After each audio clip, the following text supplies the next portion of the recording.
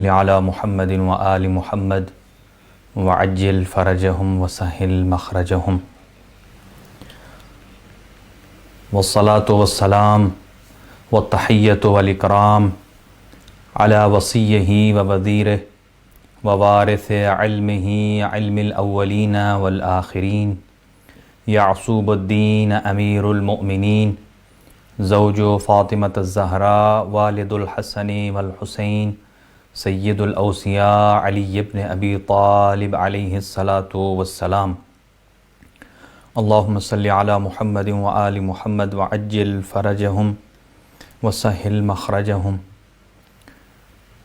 وعلی اہل بیتہ الطیبین الطاہرین المعصومین المنتخبین المنتجبین لا سیما علی بقیۃ اللہ الاعظم روحی و ارواح العالمین لتراب مقدمہ الفدا عجل اللہ تعالی فرجہ الشریف وسہل اللہ تعالی مخرجہ الشریف ولعنۃ اللہ علی اعدائہم اجمعین من یومنا ھذا الی قیام یوم الدین اما بعد فقد قال اللہ الحکیم فی کتابہ المتین بسم اللہ الرحمن الرحیم وما تجزون الا ما کنتم تعملون الا عباد اللہ المخلصین اولئک لهم رزق معلوم فواکہ وہم مکرمون فی جنات النعیم صدق اللہ العلی العظیم۔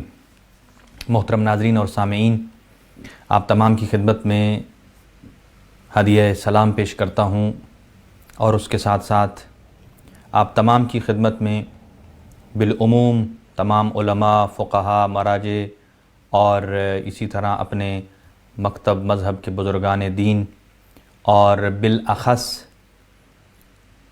اور خصوصاً اپنے زمانے کے امام حجت ابن الحسن العسکری علیہ الصلاۃ والسلام کی بارگاہ میں ان کے جد نامدار کی اس شب ضربت کی مصیبت کے حوالے سے تعزیت پیش کرتے ہیں۔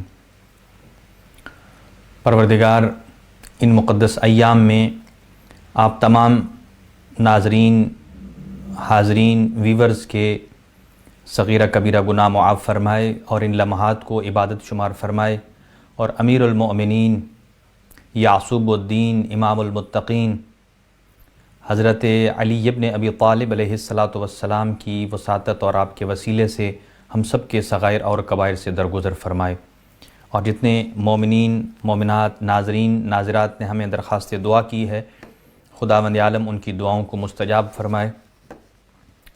آج اس مجلس عزا کو برائے ایصال ثواب جناب سید محترم اور مکرم سید علی مظہر صاحب کی فیملی کے مرحومین کی طرف سے ہے۔ سید رضا حسین مرحوم، سید احسن مرحوم، سیدہ ناظم النساء بیگم، سید مصطفیٰ حسین، سیدہ قمر فاطمہ اور سید علی مظہر صاحب کی فیملی کے سارے مرحومین جتنے بھی ہیں ان کے درجات کی بلندی کے لیے، اور اس کے ساتھ ساتھ سید رضا حسین مرحوم ان کی فیملی کے مرحومین کے لیے، اور اس کے علاوہ انہوں نے کہا ہے کہ جتنے بھی مومنین اور مومنات اس دنیا سے جا چکے ہیں جن کا کوئی والی وارث نہیں ہے، خداوند عالم ان سب کے درجات بلند فرمائے، اور ان جتنے بھی درخواست گزار ہیں ان کے گھروں پر اپنی خیر و برکت کا نزول فرمائے، آفات ارضی و سماوی سے محفوظ اور مامون فرمائے، زندگی میں ترقی نصیب فرمائے۔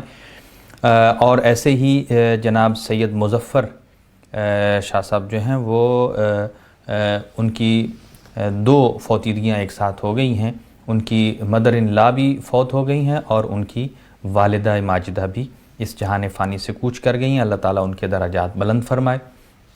تمام مرحومین کے لیے بالعموم اور خاص طور سے ان درخواست گزاران کے لیے سورہ مبارکہ فاتحہ۔ بسم اللہ الرحمن الرحیم، الحمد للہ رب العالمین الرحمن الرحیم مالک یوم الدین، ایاک نعبد و ایاک نستعین، اہدنا الصراط المستقیم، صراط الذین انعمت علیہم غیر المغضوب علیہم ولا الضالین، اللہم اغفر للمؤمنین والمؤمنات والمسلمین والمسلمات الاحیاء منہم والاموات، تابع اللہم بیننا وبینہم بالخیرات انک مجیب الدعوات انک علی کل شیء قدیر۔ اور جتنے مریض ہیں اللہ ان کو شفائے کلی عنایت فرمائے، خاص طور سے عشرت زہرا مومنہ مریض ہیں، اور سید ظفر حیدر مریض ہیں جو کہ سید اخلاق شاہ صاحب کے کزن ہیں۔ اللہ تعالیٰ کی ذات ان تمام مریضوں کو شفائے کامل و عاجل عطا فرمائے۔ اور اس کے علاوہ جن مومنین اور مومنات نے درخواست دعا کی ہے، آج کی شب کی برکت سے اعمال لیلۃ القدر بھی ہیں۔ آج کی ترتیب ایسے ہے کہ ہمارے پاس برسلز میں آج افطار، اس کا ٹائم آپ کے سامنے ڈسپلے ہو رہا ہے، اور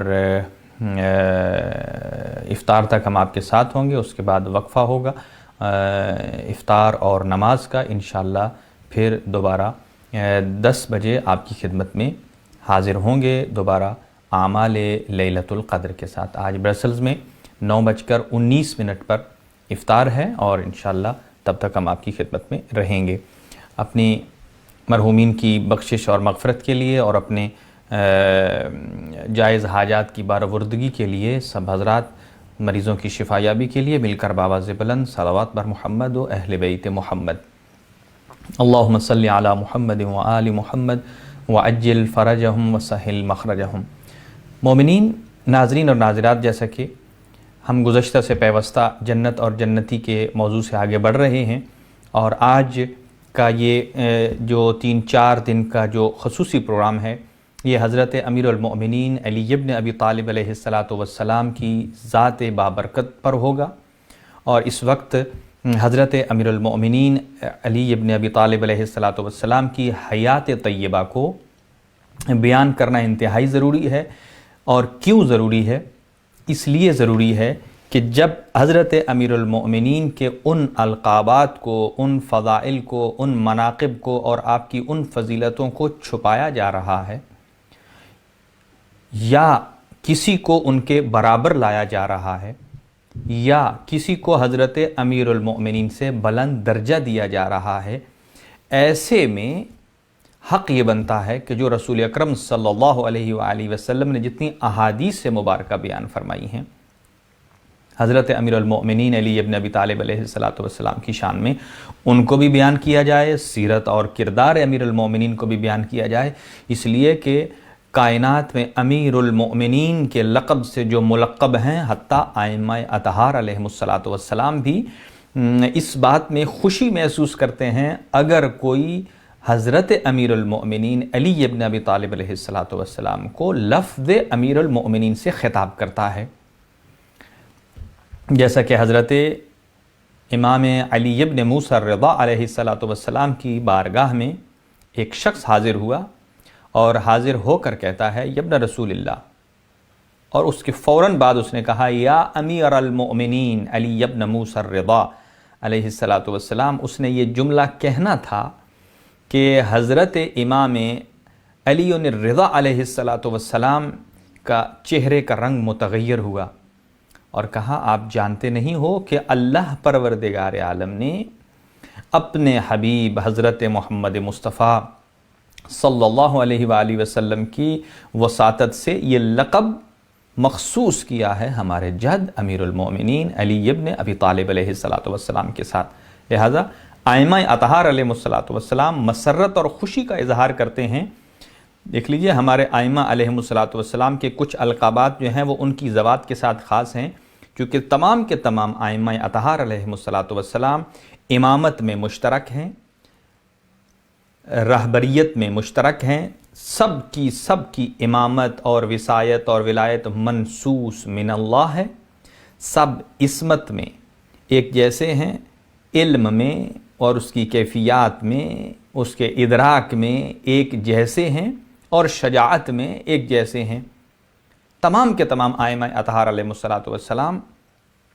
البتہ ہر امام کی زندگی کا ایک خاص پہلو اجاگر ہوا ہے، اور اس کا ہرگز یہ مطلب نہیں ہے کہ وہ صفت دوسرے امام میں نہیں ہے۔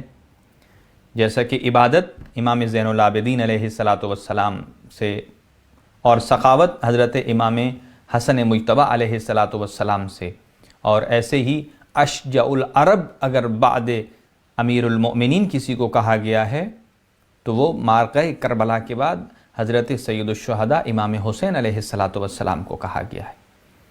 اور پانچویں امام باقر العلوم، جو علوم انبیاء کے وارث ہیں، علوم اولین اور آخرین۔ تو اس کا مطلب یہ نہیں کہ باقی ائمہ علم میں کوئی کم تھے، نہیں، سب کے سب کے علم کا منبع حضرت محمد مصطفیٰ صلی اللہ علیہ وآلہ وسلم کی ذات بابرکات ہے، اور ان کا منبع علم پروردگار ہے۔ فرق یہ ہے کہ اللہ کا علم ذاتی ہے، اور اللہ پروردگار عالم نے ان ہستیوں کو جو کہ اولین مخلوق ہیں اور اللہ کی مخلوقات کا شاہکار ہیں اور افضل ترین مخلوقات ہیں، ان کو اللہ پروردگار عالم نے اس علم سے نوازا ہے، اور کسی کو یہ علم نہیں ملا۔ اب دنیا جو مرضی زور لگا لے، جتنے مرضی القابات ادھر سے ادھر کر لیں، لیکن القابات کے گٹھ جوڑ کرنے سے، لفظی اعتبار سے تو آپ اپنی شخصیت کو بے ساکھیوں پر کھڑا کر کے تھوڑی دیر کے لیے آپ شاید عزت دار بن جائیں، لیکن جب معاملہ علم کا آتا ہے تو وہاں اہل بیت اطہار علیہم الصلاۃ والسلام کا سر فخر سے بلند ہوتا ہے، اور اس معاملے میں انہوں نے کبھی نہ غرور کیا ہے نہ تکبر کیا ہے۔ کیوں؟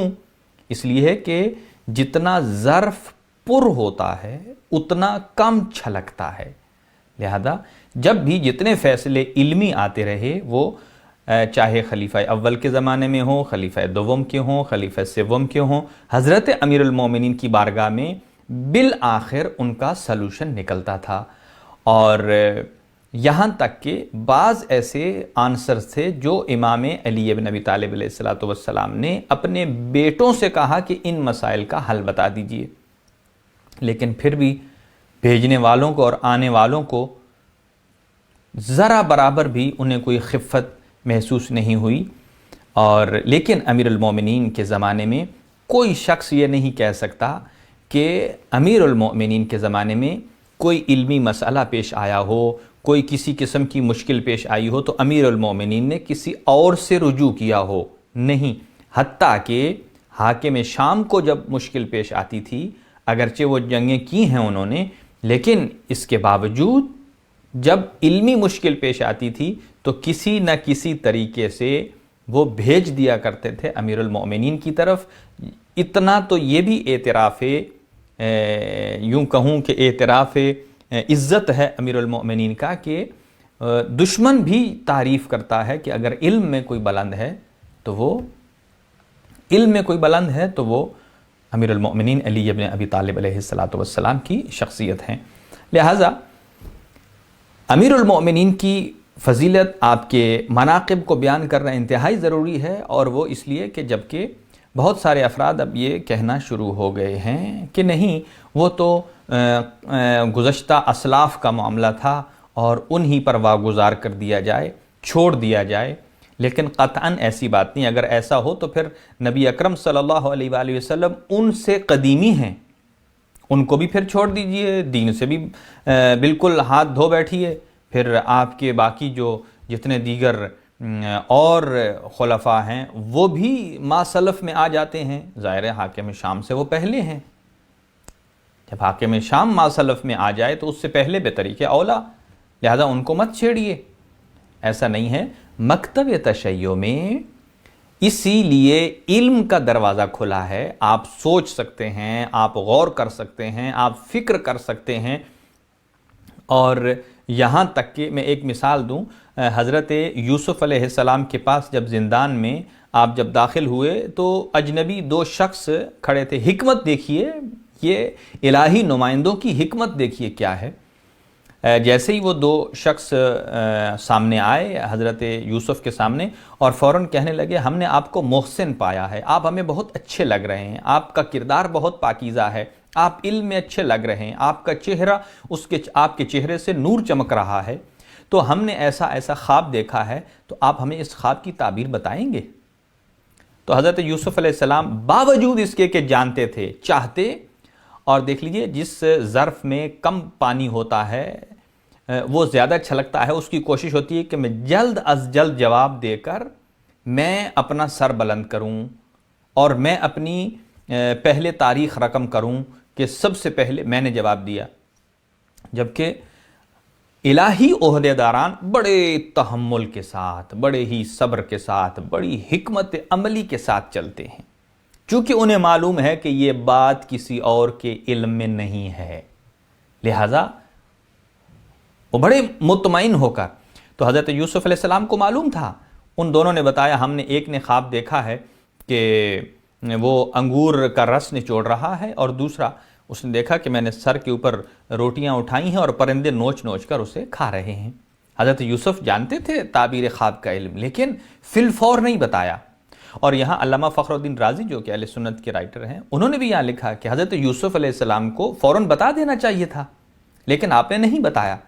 اور اس کی اچھی ایگزامپل میں دوں، آج کل کے زمانے میں اگر کوئی شخص، یعنی یہ ادب کا تقاضا ہے، اگر کوئی شخص مثلا قریب المرگ ہو اور اس کا کوئی بچہ، کوئی بیٹا، فیملی ممبر کوئی باہر ہو، اگر کسی کو فوتیدگی کی خبر دینی ہو، کوئی آدمی فوت ہو جائے، تو آپ اسے ڈائریکٹ نہیں یہ بتاتے کہ میں افسوس کرتا ہوں وہ فوت ہو گئے، جبکہ اس آدمی کو معلوم ہی نہ ہو۔ وہ اچانک ایک دم اگر اسے خبر ملے تو بعض افراد اس کے تحمل کی سکت نہیں رکھتے، ان کو ہارٹ اٹیک ہو جاتا ہے۔ لیکن علامہ فخر الدین رازی نے لکھا کہ حضرت یوسف علیہ السلام نے اس لیے تاخیر کی ہے کہ اگر میں ابھی آنن فانن بتا دیتا ہوں، تعبیر یہ تھی کہ جو انگور کا رس نچوڑ رہا تھا اسے رہائی مل جائے گی اور وہ بادشاہ کا شراب پیش کرنے والا ساقی بن جائے گا، اور دوسرا جس کے سر پر روٹیاں تھیں اور پرندے نوچ رہے تھے اس کو تختہ دار پر لٹکا دیا جائے گا۔ اس پہلے والے کے لیے تو مشکل نہیں تھا، وہ تو خوش ہوگا کہ جلدی سے میں رہا ہوں گا، مسئلہ دوسرے کا تھا۔ حضرت یوسف علیہ السلام اس کے پاس بیٹھے، اس کو تھوڑی تسلیاں دیں اور یہ کہا کہ یہ جو تمہارے پاس کھانا لے کر آنے والا ہے وہ جتنی دیر میں کھانا لے کر آئے گا اس سے پہلے پہلے میں تمہیں بتا دوں گا، یا اس کے آنے کے بعد میں بتا دوں گا۔ ایک تو بات یہاں یہ لکھی ہے مفسرین نے اور علامہ فخر الدین رازی نے کہ یہ کیوں کہا کہ کھانا آنے دو۔ پہلی تو بات یہ تھی کہ جو میں نے کہا ہے کہ کھانا آئے گا وہ آئے گا، اس کے آنے تک انتظار کیا تاکہ جس کو خواب آئی ہے سائل، اس کا دل مطمئن ہو جائے کہ جو کام، جو بات کہی جا رہی ہے واقعاً جتنا دل مضبوط ہوگا، اس کا اطمینان مضبوط ہوگا، ویسا ویسا ان کا اعتماد بڑھے گا اور وہ عمل کریں گے۔ اور پھر دوسرا یہ کہ حضرت چاہتے تھے کہ اب اسے تختہ دار پر لٹک جانا ہے، لیکن اس سے میں تھوڑی سی اور تاخیر کراؤں۔ کیوں؟ اس لیے کہ اس کے بیٹھ کر اسے توحید کا درس دینے لگے۔ وہ چونکہ موحد نہیں تھا، توحید پرست نہیں تھا، اسے بتایا میرا اللہ ایک ہے، اس کی یہ صفات ہیں، وہ جنت کا مالک ہے، وہ اچھی اچھی صفات عطا کرتا ہے، وہ یوم آخرت کا مالک ہے، مالک یوم الدین ہے، سب کچھ بتایا، اور آخر میں وہ ایمان لے آیا۔ حضرت یوسف کی خواہش یہ تھی کہ اس بندہ خدا جس نے ساری زندگی گناہ میں گزاری ہے، میں آخری لمحے کو بھی ضائع نہ ہونے دوں اور اس کو راہ راست کی طرف ہدایت کروں۔ ہو سکتا ہے اس کا اختتام اگر اچھا ہو جائے، خاتمہ بالخیر اچھا ہو جائے تو انسان جنتی بن سکتا ہے، لہذا اس کا خاتمہ بالخیر ہوا، اس نے ایمان کا اظہار کر لیا تھا وہاں حضرت یوسف پر۔ تو یہاں انبیاء کی حکمت، یہ میں نے ایک ایگزامپل دی تھی، تو اگر ایسا ہے کہ ہمارے ائمہ اطہار علیہ الصلوۃ والسلام کی خدمت میں جب یہ سوالات پیش ہوتے تھے تو آپ بڑے تحمل سے مظاہرہ کیا کرتے تھے، اور پھر انہیں معلوم ہے کہ یہ اس کے علاوہ کسی اور کو آتا نہیں ہے۔ اور یہاں تک عرض کروں آپ کی خدمت میں کہ وہ بعض اوقات اس کی تاخیر، بعض اوقات کسی مسئلے کی تاخیر، کسی پر تحقیق کرنا، ریسرچ کرنا، ہو سکتا ہے پہلی زندگی اس کی صحیح نہ گزری ہو لیکن اختتام اس کا اچھا ہو جائے۔ مکتب تشیع کبھی بھی علم کا دروازہ بند نہیں کرتا، کبھی بھی اجتہاد کا دروازہ بند نہیں کرتا، ڈسکس کرنے کو کبھی پابندی نہیں لگاتا۔ البتہ ایک چیز پر صرف کہا گیا ہے ائمہ طاہرین علیہ الصلوۃ والسلام کی روشنی میں، اور وہ یہ ہے کہ اللہ پروردگار عالم کی ذات کے بارے میں سوچنا۔ یہ نہیں ہے کہ سوچ نہیں سکتے ہو، سوچو، ظاہر ہے سوچیں گے تو تب ہی آپ اللہ پروردگار عالم کو اپنے دل کی آنکھوں سے دیکھ سکتے ہیں، لیکن اپنے ذہن میں اپنے خالق کا نقشہ نہ بنانا، اس لیے کہ آپ جس کا نقشہ بنائیں گے، ہم اور آپ مادیات کو دیکھتے ہیں، ایسا سر ہوگا، ایسے ہی لوگوں کے جو توہمات تھے، لوگوں نے اپنے توہمات کے نتیجے میں اپنے خدا کی ایک شکل و شمائل کے قائل ہو گئے ہیں، جس کا نتیجہ یہ نکلا ہے کہ وہ راہ راست سے بھٹک گئے ہیں۔ تو یہاں تک معصومین علیہ السلام نے فرمایا، یہ جو آپ اپنے ذہن میں سوچ رہے ہیں اپنے خالق کے بارے میں، وہ آپ کے ذہن کی سوچ ہے، آپ کا وہم ہے، آپ کا گمان ہے، نہ یہ کہ وہ خدا ہے۔ لیکن باقی اس کے علاوہ تمام دروازے، انبیاء کرام کی سیرت کا مطالعہ کیا جاتا ہے اس لیے تاکہ حق و باطل کو پڑھا جائے، ائمہ اطہار علیہ السلام کی سیرت کو پڑھا جاتا ہے تاکہ حق و باطل واضح ہو، لیکن یہ ممکن ہی نہیں ہے کہ اس سے پہلے اور امیر المومنین علیہ السلام کے زمانے میں آ کر یہاں کہیں کہ نہیں ہم اس چیز سے صرف نظر کر لیں گے، ہم آنکھیں بند کر لیں گے۔ یہ تو کبوتر والی بات ہے کہ آنکھیں بند کر لوں گا تو میں موت سے بچ جاؤں گا۔ قطعاً ایسا نہیں ہے۔ ادراک، فہم، حقانیت کا دروازہ مکتب تشیع نے ہمیشہ کھلا رکھا ہے، اور ہم ان ایام میں حضرت امیر المومنین علی ابن ابی طالب علیہ السلام کی سیرت کو کھل کر بیان کریں گے، اور ان کی زندگی کے جتنے پہلو ہیں آپ کی خدمت میں گوش گزار کریں گے، اور خاص طور سے حضرت امیر المومنین علی ابن ابی طالب علیہ السلام کی جو کل زندگی ہے، اور اس میں آپ کے فضائل اور مناقب کا بھی تذکرہ آئے گا، آپ کے مصائب بھی ہوں گے، لیکن جو 5 اہم پہلو ہیں، یہ ایک وے آف تھنکنگ ہے یا سوچ کا ایک زاویہ ہے کہ امیر المومنین، جب آپ کسی چیز کو پارٹ بائی پارٹ کر لیتے ہیں تو اس کا سمجھنا آسان ہو جاتا ہے۔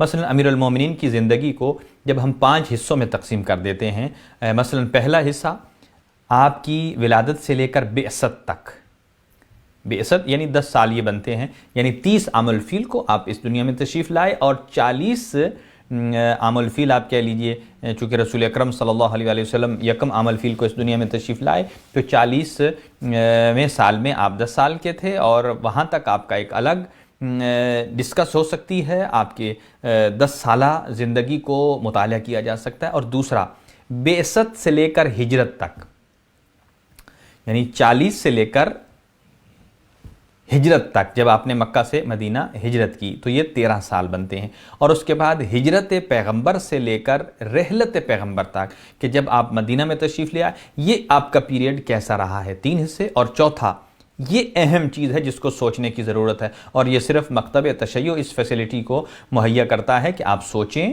سمجھیں، جو بات صحیح ہے اسے صحیح کہیے، جو بات غلط ہے اسے غلط کہیے۔ مکتب تشیع قرآنی تعلیمات کے مطابق، اہل بیت اطہار علیہ السلام کی تعلیمات کے مطابق کبھی بھی حق کو باطل نہیں کہتا، اور کبھی بھی باطل کے اوپر حق کا رنگ نہیں چڑھاتا۔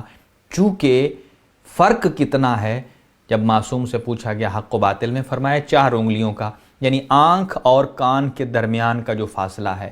یہی وجہ ہے جب آپ اپنی آنکھ سے بک کو دیکھیں گے، اپنی آنکھ سے دیکھیں گے، آج آپ امیر المؤمنین علی ابن ابی طالب علیہ السلام کے روضہ اطہر پر چلے جائیے، آج بھی محسوس ہوتا ہے کہ وہ امیر المؤمنین تھے نہیں، امیر المؤمنین ہیں۔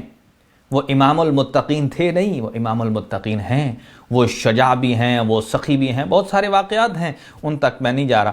اور چوتھا، رحلت پیغمبر سے لے کر آپ کی خلافت تک، یہ 25 سال کا دور یہ بھی شامل ہوتا ہے۔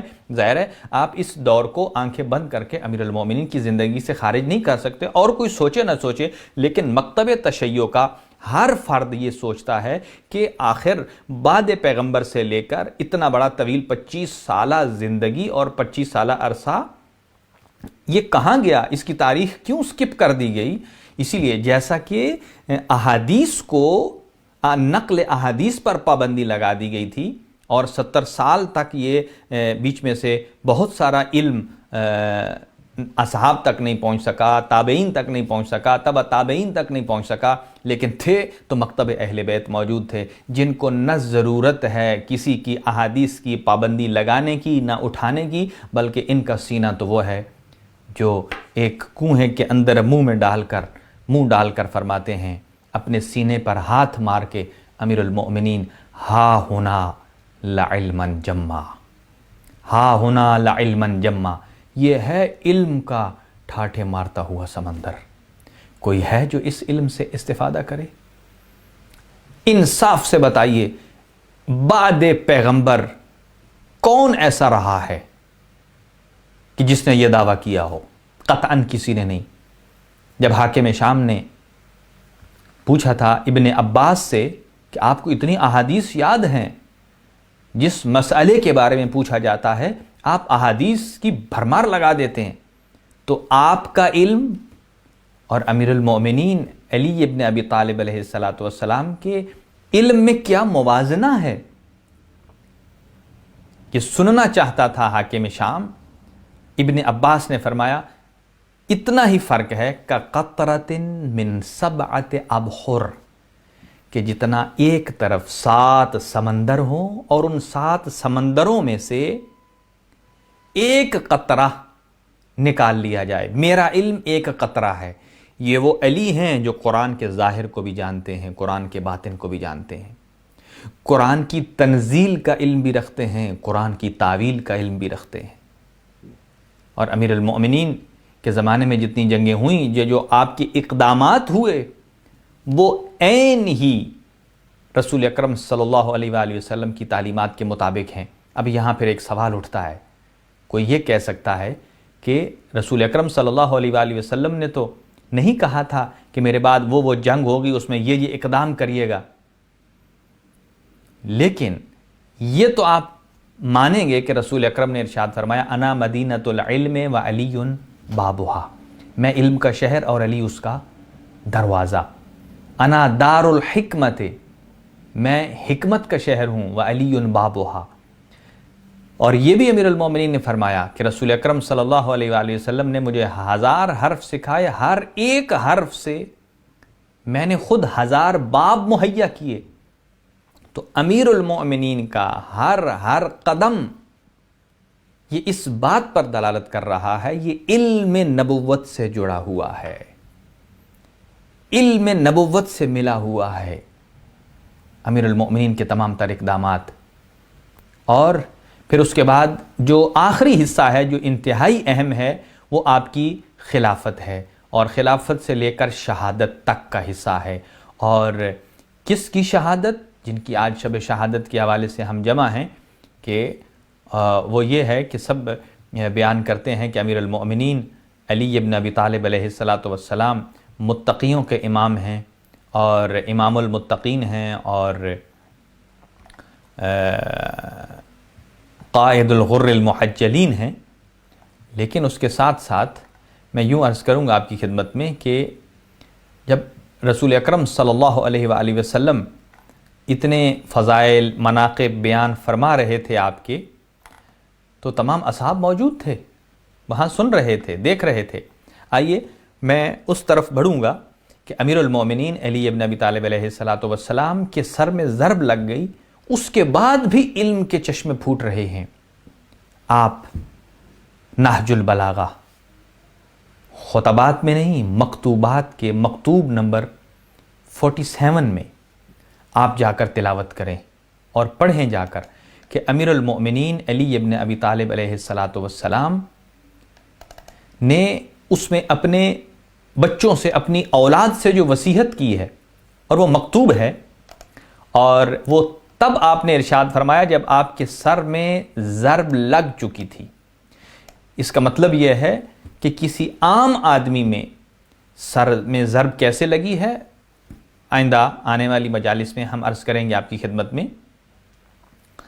لیکن یہ ممکن ہے کہ ایک شخص کے سر میں ضرب لگی ہو اور ان کے خیالات، ان کی سوچ، ان کا دماغ اتنا مضبوط اور محکم ہو کہ اس کے باوجود بھی اپنی اولاد کو جمع کیا۔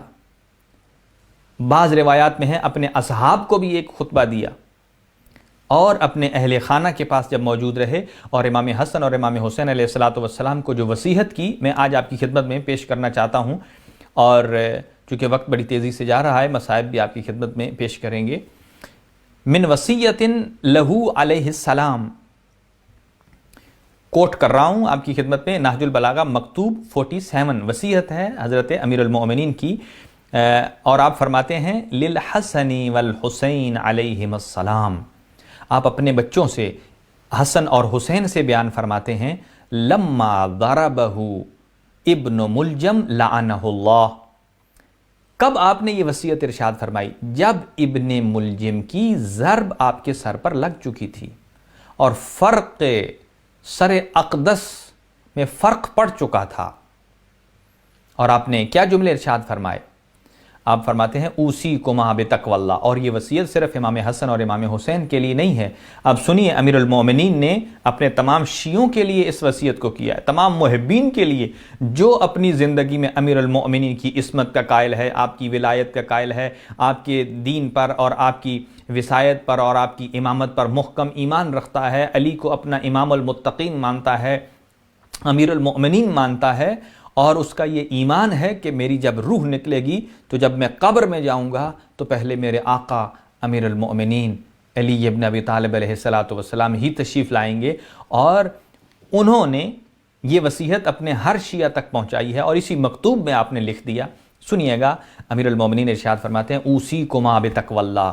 اے میرے بچوں، اے حسن و حسین، یعنی دیکھ لیجئے یہ جوانان جنت کے سردار، ان دونوں شہزادوں کو امیر المومنین کا خطاب الگ سے ہے، باقی اہل خانہ کو الگ سے ہے، اور اپنے چاہنے والوں کو الگ سے ہے. فرماتے ہیں کہ اے میرے بچوں، تقوی الہی کو اختیار کرنا، پرہیزگاری اختیار کرنا، کبھی جبر، کبھی ظلم، کبھی بربریت کو ہاتھ میں نہ لینا، ہمیشہ امن، امان، سکون، دیانت، اخلاق سے اپنی سیرت کو منور کرنا. پھر فرماتے ہیں وَلَا تَبْغِيَا الدُّنْيَا وَإِن بَغَتْكُمَا. اور فرماتے ہیں کہ دنیا کے خواہش مند نہ ہونا، اگرچہ وہ تمہارے پیچھے لگ جائے، اگرچہ دنیا تمہارے پیچھے پیچھے آ رہی ہو، لیکن دنیا کے طالب نہ ہونا. دنیا، اور اس کا قطعاً یہ مطلب نہیں ہے کہ امیر المومنین نے فرمایا کہ محنت مزدوری نہ کرو، اپنی آل اولاد کے لیے پیسہ نہیں کماؤ، اپنے لیے اچھے وسائل استعمال نہ کرو. قطعاً اس کا مطلب یہ نہیں. اس کا مطلب یہ ہے کہ ایک جملے میں عرض کر رہا ہوں، امیر المومنین فرمانا چاہتے ہیں کہ دنیا کو اپنا مقصد مت بنائیے. دنیا ایک وسیلہ ہے. اگر دنیا کو وسیلہ بنایا جائے آخرت کے سودے کے لیے تو یہ بہترین سودا ہے، اور اگر آخرت کو قربان کر دیا جائے اس دنیا کے لیے جو کہ فانی دنیا ہے. اور جبکہ ہمارا اعتقاد بھی ہے، جب بھی ہمارا کوئی دوست، عزیز، اقارب میں سے فوت ہو جاتا ہے تو ہم جب تعزیت کے لیے اس کے پاس جاتے ہیں تو کیا جملہ کہتے ہیں؟ یہ جہان فانی ہے. سب جب احمد مرسل نہ رہے تو ہم کون؟ ہم تسلیاں دیتے ہیں کسی کو، یہ جہان فانی ہے، ایک دن سب چلے جائیں گے. لیکن ہم یہ نہیں سوچتے. ہم امیر المومنین فرماتے ہیں سب دیکھتے ہیں کہ دوسرے کو مرنا ہے، مجھے زندہ رہنا ہے، مجھے ہمیشہ باقی رہنا ہے. فرماتے ہیں اگرچہ دنیا تمہارے پیچھے پیچھے آتی رہے، کبھی دنیا کی طرف مت جائیے گا، خواہش مند مت ہو جائیے گا دنیا کا. پھر فرماتے ہیں وَلَا تَأْسَفَا عَلَى شَيْءٍ مِّنْهَا زُوِيَ عَنْكُمَا. اور اگر دنیا میں سے کوئی چیز آپ سے رخ موڑ جائے تو پھر کسی دنیاوی چیز سے کڑنا نہیں ہے. مثلا میں دیکھتا ہوں بہت سارے دوست احباب ایسے ہیں، مثلا ایک آدمی نے پیسے جوڑ جوڑ کے بالفرض ایک اس نے مثلا گاڑی لی، اچھی ساری جمع پونجی اس کی وہ تھی، اور ایک دو دن کے بعد اس کی گاڑی کا ایکسیڈنٹ ہو گیا، گویا کہ اس کے سارے وہ پیسے ختم ہو گئے. اب لوگوں کو ہارٹ اٹیک ہو جاتا ہے، میری اتنی محنت تھی اب میری چند لمحے میں ضائع ہو گئی. اسی طرح کر کے اور بہت سارے معاملات ہیں. ایک آدمی پیسے جمع کر کے سال دو سال کہ میں اچھا مثلا موبائل لوں گا، اور جیسا ہی وہ لیتا ہے اچانک ہاتھ سے گر گیا اور وہ ٹوٹ گیا. تو کئی لوگ دل پر لے لیتے ہیں. یہ دنیاوی چیزیں ہیں، یہ ہاتھ کی میل ہے، پھر آ جائے گی. امیر المومنین فرماتے ہیں اے میرے بچوں، اگر دنیا کوئی چیز آپ سے موڑ لے، رخ موڑ لے، یعنی کسی چیز جس کے آپ طالب ہیں اور اسے پا نہ سکیں، تو دل میں ملال مت لیجئے، اپنے دل کو چھوٹا مت کیجئے. اور پھر فرماتے ہیں اے میرے بچوں قولا، یہ تثنیہ کا صیغہ ہے، اپنے دونوں شہزادوں سے فرماتے ہیں وقولا بالحق. اور جب بھی کچھ کہیے تو حق کہیے، ہم حق کے ماننے والے ہیں. امیر المومنین کے بارے رسول اکرم نے ارشاد فرمایا العلی مع الحق والحق مع العلی. اور سراپائے حق اپنے بچوں کو وصیت کر رہے ہیں کیا؟ کہ قولا بالحق، جب بھی بولیے گا تو حق بولیے گا. تو جب ایسی بات ہے تو آپ تھوڑی سی جرأت تو کیجئے. آپ یہ صرف یہ نہ کہہ دیجئے کہ امیر المومنین حق پر ہیں، جو امیر المومنین کے ساتھ آیا وہ مثلاً باطل تھا. صرف یہ کہہ دینا کافی نہیں. جب باطل تھا تو باطل کا مطلب کیا ہے؟ پھر وہ قابل پیروی نہیں ہے. پھر وہ باطل کوئی باطل آپ نے دنیا میں ایسا دیکھا ہے جو لائق احترام ہو بھی باطل اور ہو بھی لائق احترام؟ دنیا کہے نہیں. مکتب تشیع میں اگر امام کا اپنا سگا بیٹا بھی کوئی ایسا اقدام کرے جس کی وجہ سے دین سے باہر ہو جائے تو وہ باہر ہے، اب اس کا احترام ختم ہے، اگرچہ امام کا ڈائریکٹ بیٹا ہو. جیسے انبیاء کے بیٹے تھے، حضرت نوح علیہ السلام کا بیٹا ڈائریکٹ بیٹا ہے، لیکن چونکہ دین سے باہر ہوا تو قرآن مجید کہتا ہے آپ کے اہل میں سے نہیں ہے، گویا باطل میں سے ہے. تو باطل کبھی لائق تعریف نہیں ہے. جب آپ کہتے ہیں کہ ایک طرف امیر المومنین ہیں، دوسری طرف کوئی اور ہے، اور جب حق امیر المومنین کے ساتھ ہے، جب حق امیر المومنین کے ساتھ ہے تو پھر دوسری طرف حق نہیں ہے، پھر باطل ہے. اور اگر باطل ہے تو اگر آپ باطل کو کہیں کہ باطل قابل پیروی ہے تو یہ سراسر تعلیمات قرآنی کے خلاف ہے اور عقل کے خلاف ہے. دیکھ لیجئے دو راستے جا رہے ہیں. ایک راستہ ہے کہ جو آپ کو گڑھے میں گرا دے گا، ایک راستہ ہے جو آپ کو بچا دے گا. اور حق یہ ہے کہ بچانے والے راستے پر چلا جائے، وہ حق ہے.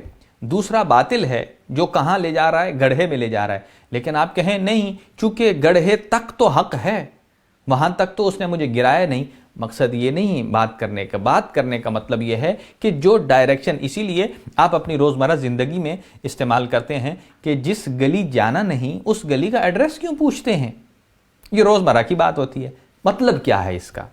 عام فہم سا جملہ ہے، جس گلی جانا نہیں اس کا ایڈریس نہیں. یعنی جب ہمارا ان سے کوئی سروکار نہیں، ان کا خیال ہمارے خیال سے نہیں ملتا، ان کی سوچ ہمارے سوچ سے نہیں ملتی، ان کی جتنی سیرت ہے وہ پاکیزہ سیرتوں میں شمار نہیں ہوتی، تو پھر وہ قابل پیروی نہیں ہے اور قابل عمل نہیں ہے. اور پھر فرماتے ہیں قولا بالحق، پھر فرماتے ہیں اعملا للاجر، جب بھی کوئی عمل کرنا تو اجر کے لیے، ثواب کے لیے عمل کیجیے گا. یعنی اخلاص سے بھرا ہوا ہونا چاہیے، ریا سے خالی ہونا چاہیے، لوگوں کی خوشنودی کے لیے نہیں، رحمان کی خوشنودی کے لیے ہونا چاہیے، دنیا کے لیے نہیں، آخرت کے لیے ہونا چاہیے. اور پھر فرماتے ہیں کونا للظالم خصما وللمظلوم اونا، اور اے میرے بچوں آپ ہمیشہ ظالم کے مخالف رہیے اور مظلوم کا ساتھ دیجئے. ظالم کے خلاف رہیے، مظلوم کا ساتھ دیجئے. ظالم کے خلاف رہیے، مظلوم کا ساتھ دیجئے. اور یہی جملہ بتاتا ہے کہ جہاں جہاں امیر المؤمنین نے اپنے فرزندان گرامی کو یہ وصیت کی ہے، یعنی ظالم یعنی ظلم کوئی بھی کرے. ظلم کا مطلب کیا ہے؟ کسی کو اذیت دینا، ہمسائے کو پریشان کرنا. ضروری نہیں ہے کہ کسی کو جان سے مار دینا ہی ظلم ہے، نہیں، بلکہ کسی کے حق اور حقوق کی رعایت نہ کرنا، پامال کرنا، یہ بھی ظلم ہے. اور ہر قسم کا ظلم قابل نفرت ہے اور مظلوم کا ساتھ دینا چاہیے. آئیے ہم ذکر مصیبت بھی کریں گے. اور یہاں میں عرض کرتا ہوں آپ کی خدمت میں، یہاں تک آپ نے جملہ ارشاد فرمایا اپنے دونوں بچوں کے ساتھ مخصوص تھا، دونوں شہزادوں کے لیے، قسیم النار والجنہ کے لیے. میں تو کہتا ہوں دنیا یہاں آ کر کیوں اپنی آنکھیں بند کر لیتی ہے؟ ایک طرف قسیم النار والجنہ اور ایک طرف جوانان جنت کے سردار، اور دوسری طرف وہ شخص کہ جو نہ کسی کی دنیا کا ضامن ہے نہ کسی کی آخرت کا ضامن ہے. وہ آگے عرض کروں گا، آپ کی خدمت میں کچھ واقعات ہیں، ابھی وقت نہیں ہے. اور اس لیے کہ یہ دنیا دار الممر ولا دار المقر، دنیا ہمیشہ رہنے والی نہیں ہے. دنیا ایک گزرگاہ کا نام ہے.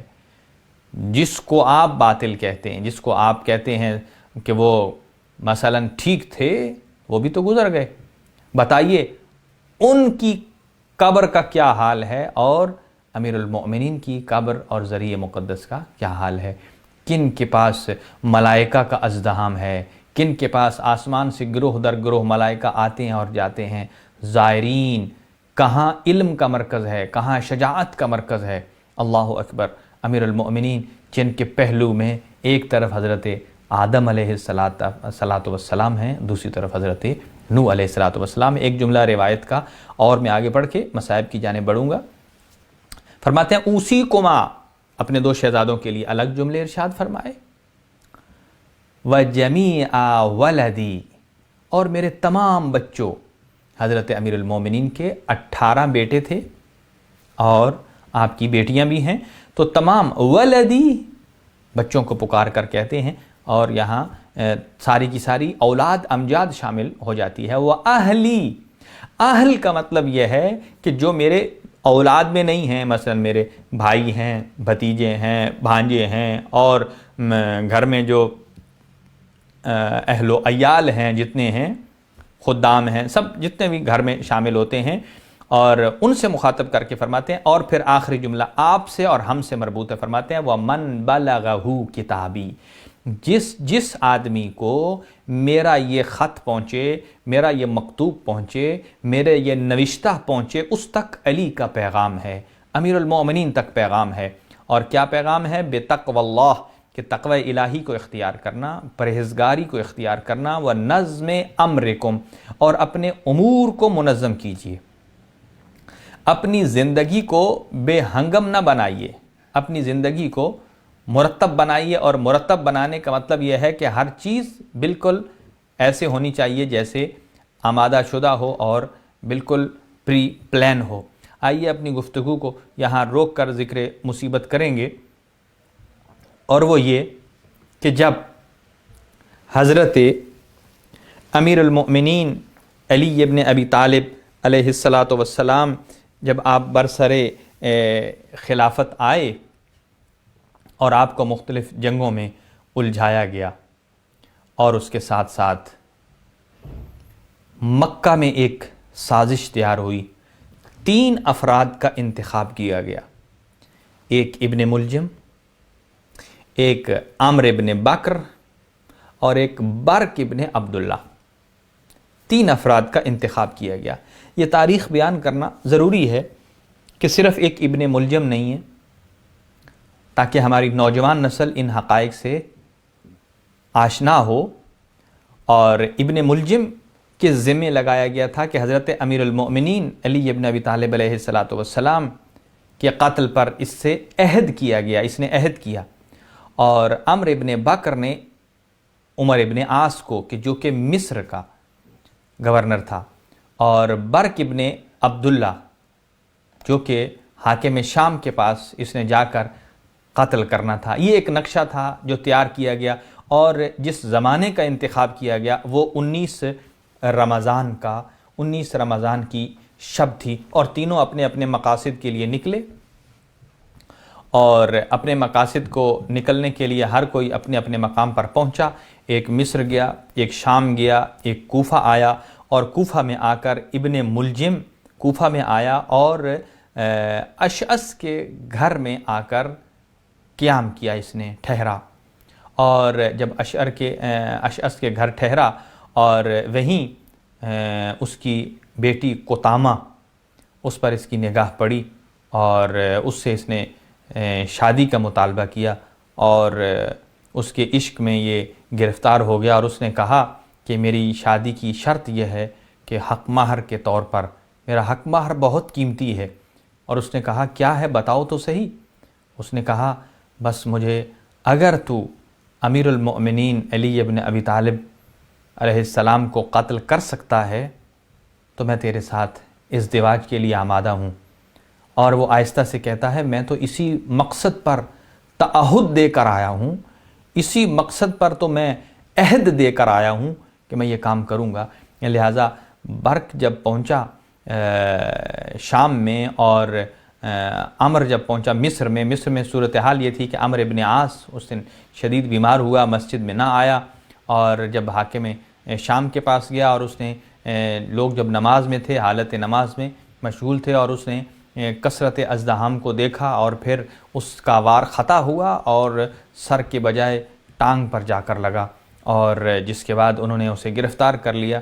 اور اس سے پہلے ابن ملجم اپنا घिनौना खेल खेल चुका था اور اس نے کہا جب اس کو گرفتار کیا کہ میں آپ کو ایک خبر دینے والا ہوں، خوشخبری ہے، اور اگر میں وہ دوں تو مجھے رہائی ممکن ہے۔ کہا ہاں بتا کیا ہے؟ کہا ابھی وہ میں خوشخبری دے رہا ہوں کہ امیر المؤمنین جو ہیں وہ اب اس دنیا میں نہیں رہے ہیں۔ یہ تو پھر اس کو اس سے چھوڑ دیا گیا۔ بہرحال حضرت امیر المؤمنین علی ابن ابی طالب علیہ السلام عزاداران حضرت امیر المؤمنین، آج 18 کا دن گزر رہا ہے، گزر چکا ہے، تقریباً 19 کی شب داخل ہو گئی ہے، اور یہ شب آل محمد کے لیے کوئی آسان شب نہیں تھی۔ یہ شب علی و بطول کی بیٹیوں کے لیے کوئی آسان شب نہیں تھی۔ حسنین پریشان ہیں، اور کیفیت کیا ہے، اور آپ یہاں سے اندازہ لگا لیجئے کہ مملکت اسلامیہ کا ایک حکمران ہے، اور یہ بتانا چاہتے ہیں کہ مملکت اسلامیہ کا حکمران ہے۔ آپ صرف افطار کے وہ آئٹمز دیکھ لیجئے، روایت بتاتی ہے کہ زندگی کے آخری رمضان میں آپ کی ساری اولاد امجاد مدینہ سے یہاں آ چکی تھی، ہر روز ایک فرد کے ہاں جا کر افطار کیا کرتے تھے، اور آج کی شب بی بی ام کلثوم کے ہاں آپ کا افطار تھا۔ اور آپ سنیں گے خلیفۃ الرسول ہو، بھلا کسی اور سے کیسا مقایسہ، خلیفۃ الرسول ہو اور افطار کا وقت ہو، اور کیا چیز ہے دسترخوان پر؟ 2 جو کی روٹیاں ہیں، تھوڑا سا نمک ہے، اور ایک دودھ کا جام ہے۔ اور حضرت نے جب 3 چیزیں دیکھیں، اپنی بیٹی سے مخاطب ہو کر کہتے ہیں اے ام کلثوم، یاد رکھیے جیسے جناب زینب کبریٰ بڑی با معرفت بی بی تھیں، ایسے ہی بی بی ام کلثوم بھی بڑی با معرفت تھیں، اور اپنے بابا کے مشن کو بڑا بڑھایا انہوں نے۔ اگر یہ جو سفر کربلا ہے اس کی ابتدا اگر بی بی زینب کبریٰ سلام اللہ علیہ نے کی ہے، تو اس کے اختتام جناب ام کلثوم نے کیا ہے، کہ جو مدینہ میں داخل ہو کر مرثیے پڑھے۔ اور پھر جب بابا نے دیکھا اپنی بیٹی کی طرف، کہا بیٹا کیا آپ کو معلوم نہیں ہے کہ آپ کا بابا ایک وقت میں اتنی چیزوں سے کبھی افطار نہیں کرتا ہے؟ اور کہنے لگی بابا یہ کچھ چیزیں اتنی زیادہ اہم تو نہیں ہیں، 2 جو کی روٹیاں ہیں، ایک تھوڑی سی مقدار میں نمک ہے، اور ایک دودھ کا جام ہے۔ فرماتے ہیں اے میرا بیٹا ان میں سے کچھ اٹھا لو، اور یہاں تک کہ بی بی نے کہا کہ میں نمک کو اٹھاتی ہوں، اور نمک کا جب ہاتھ ڈالنے لگی تو فرمایا بیٹا نمک نہیں، دودھ اٹھا لیجئے، میں قربان جاؤں آپ کی عظمت پر امیر المؤمنین۔ کتنے یتیم پرور ہیں، اسے کہا جاتا ہے امام معصوم۔ اور پھر جب کہا کہ بیٹا دودھ اٹھا لیجئے، کہا کیوں بابا؟ کہا اس لیے اے میرا بیٹا، ایک مملکت کے حاکم کی غذا اتنی ہونی چاہیے جو مملکت کے غریب ترین فرد کی ہوتی ہے۔ کیا آپ کو یقین ہے کہ آج کوفہ کے ہر گھر میں جو بچہ موجود ہے، ہر بچے کے پاس کیا دودھ کا جام موجود ہے؟ اگر ہے تو میں لے لیتا ہوں۔ جب نہیں معلوم تو بی بی نے پھر دودھ کا جام اٹھایا، نمک سے افطار کیا۔ اور یہاں ایک سوال پیدا ہوتا ہے، کیا بی بی ام کلثوم کے پاس صرف یہی کچھ تھا؟ اس کا مطلب یہ ہے یہ اہل بیت اطہار ہیں۔ اگر کچھ اور ہوتا تو بیٹی کا باپ سے ایسا رشتہ ہوتا ہے، جو کچھ اس کے پاس ہے اپنے باپ کی خدمت میں حاضر کر دیتی۔ اور اس کے بعد یہی 18 کا دن آیا، اور جب دن گزرا امیر المؤمنین پوچھتے ہیں بار بار، دیکھیے یہ غیر محسوس انداز میں اپنے بچوں کو بتا رہے ہیں کہ کچھ بہت بڑا ہونے والا ہے، اور فرماتے اے میرا بیٹا یہ بتائیے کہ آج کون سی شب ہے، کون سا روزہ ہے؟ کہا بابا 18 کا روزہ گزر چکا ہے، 19 کی شب آ چکی ہے۔ پھر پوچھتے ہیں بیٹا اس رمضان کے کتنے دن باقی ہیں؟ کہا ابھی 12 دن باقی ہیں۔ اور یقیناً یہ غیر محسوس طریقے سے اہل بیت کو کچھ پیغام دے رہے تھے۔ اور اس کے بعد پھر گھنٹیوں کی، جانوروں کے گھنٹیوں کی آواز آئی، جیسے کوئی قافلے کوچ کرتے ہیں نا۔ تو امیر المؤمنین نے پوچھا، بیٹا حسن یہ گھنٹیوں کی آواز کیسی ہے؟ امام حسن نے فرمایا، بابا یہ قافلے حج کو روانہ ہو رہے ہیں، چونکہ اتنا وقت لگتا ہے کہ یہ قافلے رمضان میں نکلتے ہیں، پھر حج کے سیزن میں وہاں پہنچتے ہیں، یہ قافلے روانہ ہو رہے ہیں، یہ قافلے وہاں روانہ ہو رہے ہیں۔ اور پھر کہا، بابا کیا آپ اس سال حج پر نہیں جائیں گے؟ جب یہ جملہ کہا تو کہا، اس سال تیرے باپ کو حج کی زیارت نصیب نہیں ہے، اجرکم علی اللہ۔ اور پھر کہا، بابا آج جمعے کا دن ہے۔ بعض اصحاب سے یہ روایت ہے، انہوں نے آ کر کہا، آقا آج جمعے کا دن ہے، اپنی ریش پر خضاب کر لیجئے، ریش پر خضاب کر لیجئے۔ ایک مرتبہ ریش پر ہاتھ رکھ کر کہتے ہیں، اب یہ میری ریش یہ خضاب سے خضاب نہیں ہوگی، اب علی کے سر اقدس کے خون سے خضاب ہوگی۔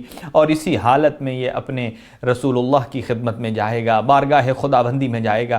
اور آج کی رات کا معمول ایسا تھا، آج کی شب ایک تو لیلۃ القدر کی شب بھی ہے، اعمال کی شب ہے، اور جتنا مغموم ہو سکیں اپنے دل کو غمزدہ کیجئے، جس قدر ہو سکے اللہم لعن قتلۃ امیر المؤمنین کا ذکر کیجئے، درود شریف کی تسبیحہ پڑھیے۔